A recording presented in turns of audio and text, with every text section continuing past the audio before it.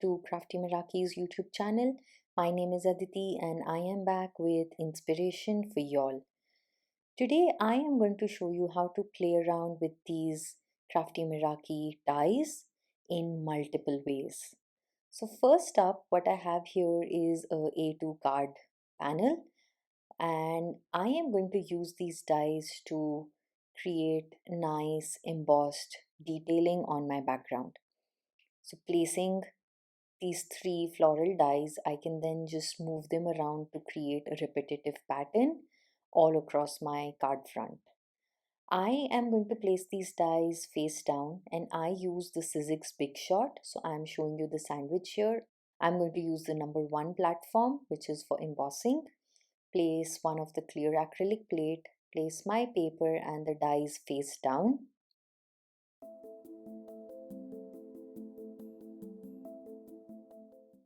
And I am using this embossing pad, which is about 5 mm in thickness.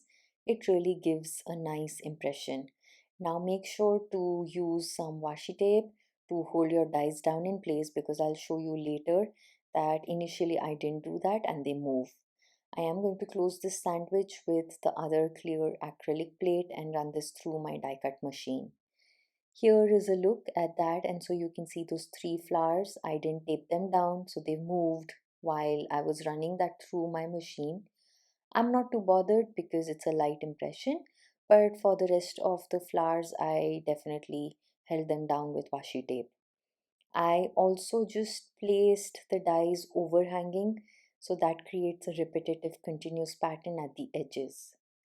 Now for our next technique, to use the dies like we always do, to die cut them for focal elements. I am using this glitter cardstock here, so I have chosen black and white, and I am going to run these dies through this glitter cardstock through the die cut machine to create stunning focal elements.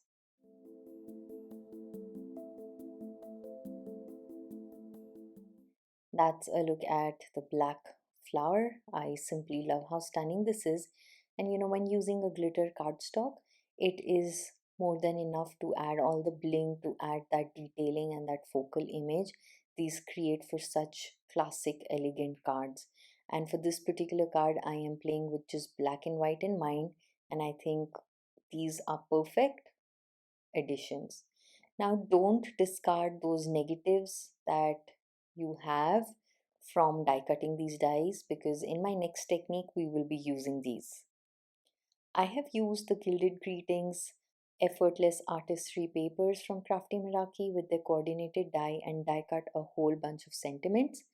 I have used the die to die cut these sentiments about 2 or 3 times so I can layer to create depth. I then don't have to use any foam tape. Now for this card, I am going to trim the stems off because I would like to create a little floral cluster on the card and I don't want those stems for that. So just snipping them off, I am left with those flowers. I am using 2 of the black and 1 of the white, creating a nice little composition. So here you see me just playing around to see how I like the elements, and I decide to just adhere them in the center, creating a little trio of these flowers.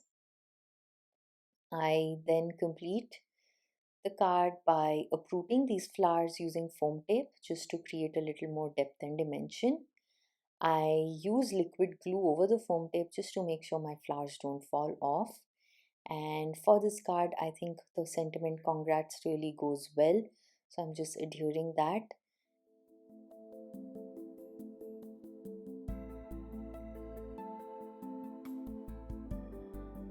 And completing the card with sequins, I definitely play around to see where I'd like the sequins, but end up just adding that to the flower centers, accentuating those flowers.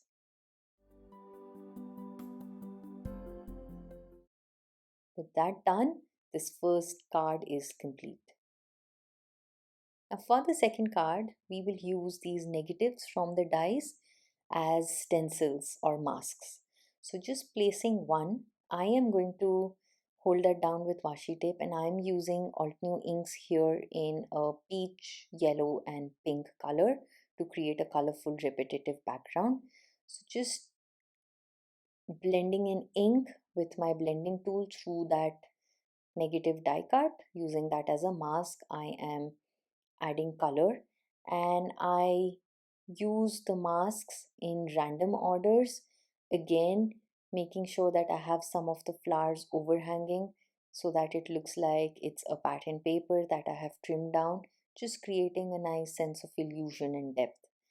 I will just repeat this process with the three inks that I have chosen and the three flowers that we have here to create a nice variety and a beautiful, stunning, colorful background paper.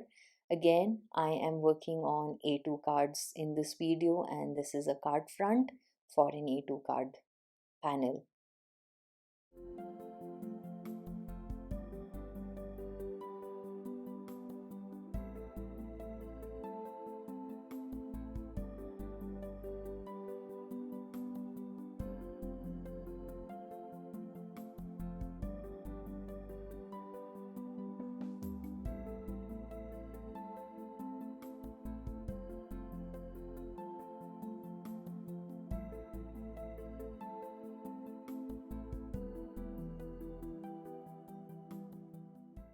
So that creates a nice colorful background paper, and I'm just going over adding a little detail in the empty spaces, completing this pattern. I love how that turned out. Now just using a little more ink left over on my blending tool with the pink and the yellow, I am adding a little shading at the edges. So just distressing the edges to tie it all in together, creating a nice framed look for the card front.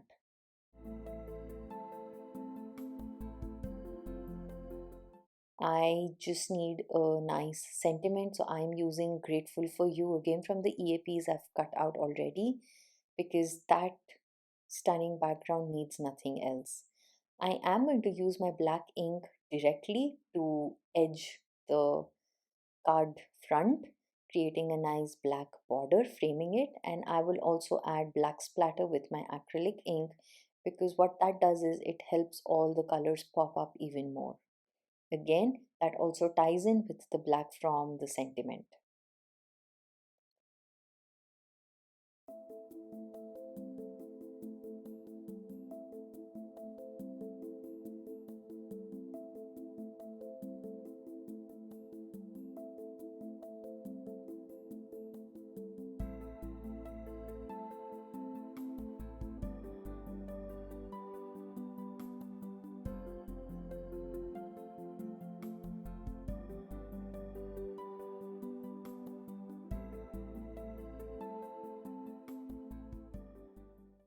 I have these flower enamel dots that I think would be perfect for this card.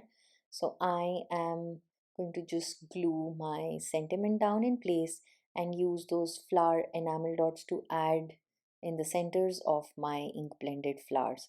You can always use just enamel dots or sequins or pearl drops, rhinestones, anything that you have to embellish and accentuate these flowers.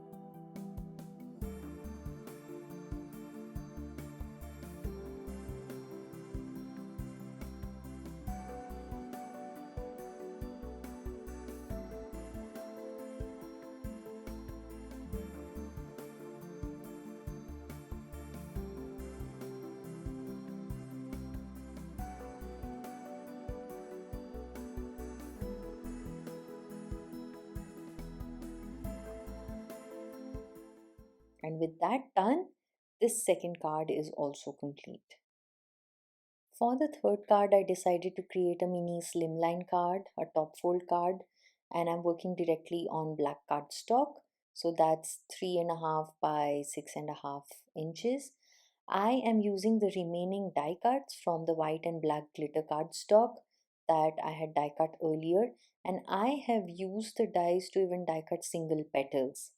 Now, this part of the video I didn't realize just got cut and stopped recording, but all I've done is glued those die cut flowers on the card base with the black one right in the middle, and I am directly adhering my sentiment again from the EAPs down right in the middle. With this, what I have done is use those die cuts, the glitter cardstock die cuts that we used earlier as focal elements, to create a repetitive background pattern, which is more than enough to complete this card. I complete this card with embellishing it using clear sequins, just adding it right in those gaps between the flowers. That creates for such a stunning, glittery, shiny background that needs nothing else. Here is a look at all of these cards complete. I am in love with how they've all turned out.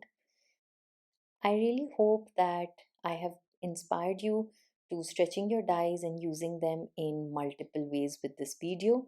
Until the next time, take care and bye bye.